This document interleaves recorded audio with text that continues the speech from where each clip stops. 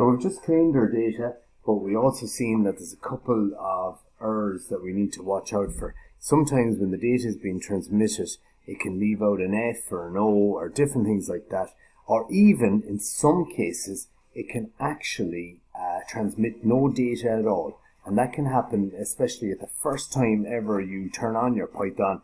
A piece of data may have been sent, may have been missed by Python, and then it doesn't come in, and it prints it off and sends it to your online cloud database, which is a problem. So to deal with that, the first thing we do is this one here, number one, I'm going to call it, check you are getting some data.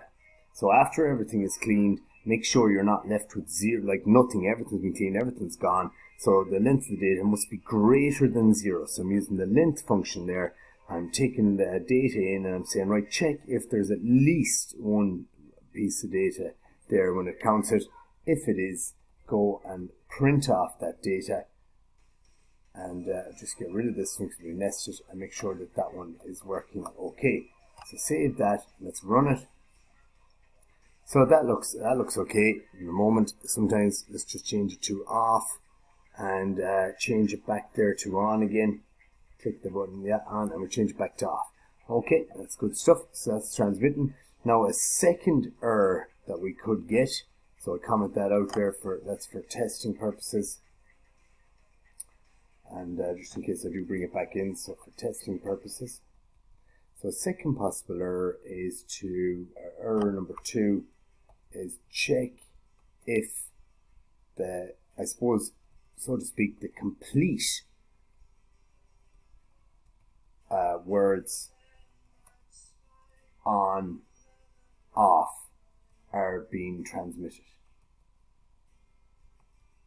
And obviously if they're not, that could cause potential errors. So I'm going to have another if statement nested in here that's just going to say, right, if you're getting some data, okay, now we're going to check that we're going to get either condition 1, which is going to be if the data is actually equal to on, or the data is equal to off. If this is the case, again, we're going to print data just to see it out here, Michelle, to make sure that that's all working. Let's run that.